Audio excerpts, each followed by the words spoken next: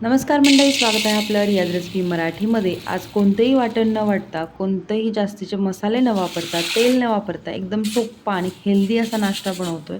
त्यासाठी अर्धी वाटी हिरवे मूग आणि अर्धी वाटी आपल्या हरभरा घेतलेला आहे.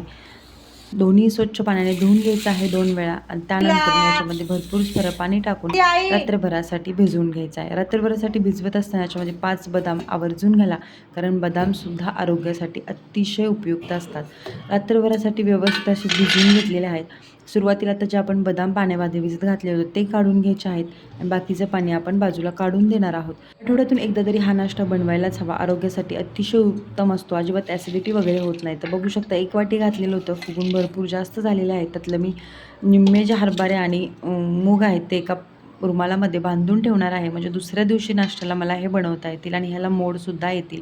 तर मोड आलेल्या कडधान्यांचा जरी तुम्ही नाश्ता बनवला तरीसुद्धा चालू शकतं. तर एका कढाईमध्ये 1 चमचा तूप घालून घेतलेला आहे. त्याच्यामध्ये बारीक चिरलेला कांदा घालायचा आहे. कांदा हलकासा लालसर करून घ्यायचा आहे, अगदी कच्चेपणा जाईपर्यंत. अजिबात त्याला जास्त भाजत वगैरे बसायचं नाही आहे. कांदा भाजल्यानंतर याच्यामध्ये आपण एक लहान बारीक चिरलेला टोमॅटो घालून घेणार आहे. टोमॅटो अजिबात आपल्याला परतायचं नाही आहे. हार्डली अर्धा सेकंद फक्त हे मिक्स करून घ्यायचं आणि त्यानंतर आपण याच्यामध्ये भिजत घातलेले मूग आणि हरभरा घालून घ्यायचे आहेत. मूग आणि हरभरा घातल्यानंतर याच्यामध्ये थोडंसं चवीनुसार मीठ घालायचं आहे. अगदी चिमूटभर लाल तिखट घातलेलं आहे, नाही घातलं तरीसुद्धा चालेल. किंवा जर का मग चव हवी असेल तर मॅगी मसाला घालू शकता. ते घातल्यानंतर सगळं व्यवस्थित मिक्स करून घ्यायचं आहे.